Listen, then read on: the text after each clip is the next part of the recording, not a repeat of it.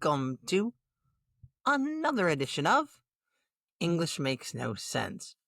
You know, the podcast where we have fun with the English language, one lesson at a time.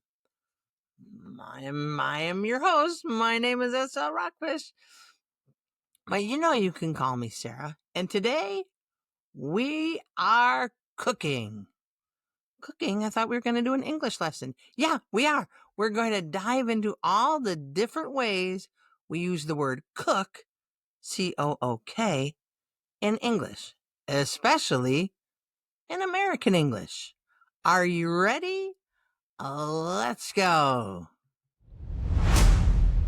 Let's start with the basics. Cook as a verb. This is probably the one you know, the one you're positive of. To cook means to prepare food using heat. Pretty straightforward, pretty simple to comprehend, right? Like, Bill cooks dinner every night. That's simple. That's delicious. That's easy. Okay, cook, to prepare food with heat. But now we're going to talk about cook, the noun. Cook, the noun, is a person who prepares the food. My mom is an amazing cook. Not a chef? Well, in casual American English, we say cook more often unless it's a fancy restaurant. Hey, isn't your dad a cook? Yeah, my dad's a cook. We're hiring a new cook at the restaurant. Cook, a person who prepares food. Now, we're about to take a more interesting look at cook. We had cook the verb, to prepare food with heat, and cook the noun, the person who prepares the food. Now we're about to do cook the books. What? How do you cook the books? Have you ever heard of the phrase cook the books? How does one cook the book? That was the question we just had. Well, we don't put it over heat. No, my friends. We're not actually preparing the book to eat. And we're not setting the books on fire. When you cook the books, it means to fake or change financial records. What? Yeah, cooking the books. For example, the company was cooking the books to hide their losses. Oh, they were faking the numbers. They were faking their financials. Yeah, they were cooking the books. Don't cook the books, my friends. That is never a good idea.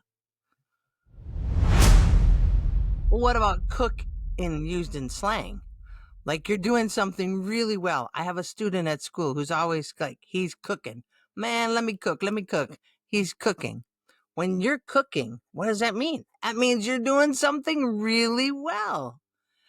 Miss, I'm cooking on this math problem. I'm doing really well on this math problem.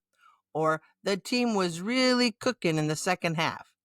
That means the team was doing really well in the second half. Oh, okay. When are you cooking? Sometimes when I'm creating lessons and I get in a groove, I'm really cooking. I get into where I'm doing it really well. Cooking. When was the last time you were cooking when you were doing an activity? Hmm? How about our next one? Cook up. Cook up. Well, there's cook up and there's cook down. No, cook up. Like we're not staring up in the sky while we cook. No, my friends. But to cook up means to invent something, often quickly or maybe even sneakily. Sneakily, yeah, with some subterfuge, with some not so honest ways. For example, they cooked up a plan to skip homework. Oh no, don't do that. Yeah, they invented a plan. Okay, I don't recommend cooking up a plan to skip homework if you're a student. No, that would not be a good idea. Sometimes you're just sitting around and you're like, what could we do? What could we do? I know. And somebody in your group comes up with a great idea. They cooked up a plan for you guys to have some fun. Cook up.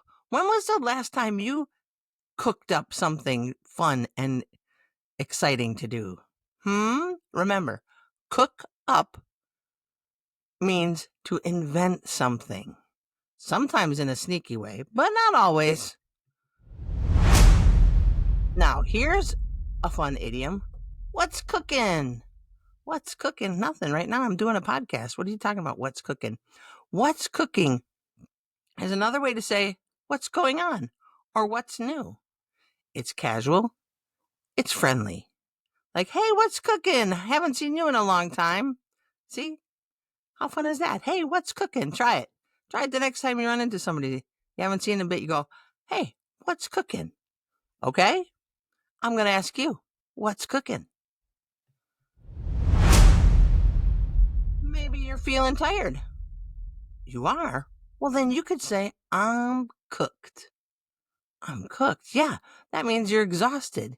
You can also use it when something is ruined or doomed. No way. Yeah, multiple meaning here on this one. Here, let's do it this way. We forgot our lines. We're cooked. We forgot our lines and we're ruined. We're doomed. Oh, man, I had such a long day at school. I'm cooked. I'm exhausted. Got it. Are you feeling cooked right now? I hope not. I hope this is keeping you up and engaged. Are you cooked? Or are you ready for a little bit more? And finally, here's a modern slang phrase from the internet. Let him cook. Means let him do his thing. Don't interrupt. He's onto something good. It's super popular in memes and in online videos right now. Let him cook means to let him do his thing. Hey, you see Bill over there? Yeah, he sure looks happy, right? Let's just let him cook. Now, he's not a cook. He's just enjoying doing something. Got it? Let him cook or let her cook. Either way, they're enjoying themselves. Don't interrupt them. They're on to something good. Let me cook right now. Whew. Who knew cook could do so much? From food to slang, from idioms to internet trends. This little word is cooking with gas. Hey, maybe that'll be the next episode. Idioms and fun slang sayings with Cook. What do you think? Well, that's it for today's episode of English Makes No Sense. It's a quick episode. I hope you enjoyed this one. I hope if you like to cook, then you're cooked a noun. If you prepare food with heat, then you're cooking the food. It's a verb. If you're cooking, things are going well. Like, hey, look at you, you're cooking. Maybe you could cook up a plan to use these different ways to use the word cook in sentences. You know, the more you practice, the more easily and it is to use them, and the more practical it sounds, and the more fluent and native you feel. Come on, get ready. You should really cook with this lesson, I hope. All right? Now, my friends, I hope you enjoyed this episode, and be sure to share, follow, and perhaps leave a review. I would love to hear it, or leave me a comment. Like, hey, this was a good episode, or hey, Sarah, this one was terrible. Well, I hope it wasn't terrible, but let me know. I really value you being here and leaving me some feedback. All right?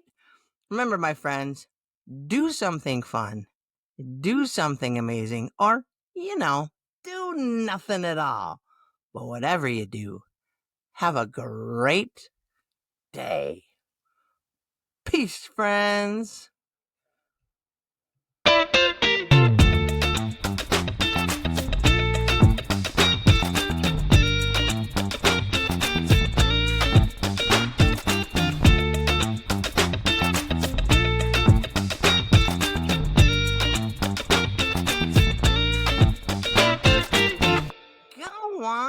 it's over. If you want to see it on YouTube, go to the YouTube page for English Makes No Sense, and it should be up soon.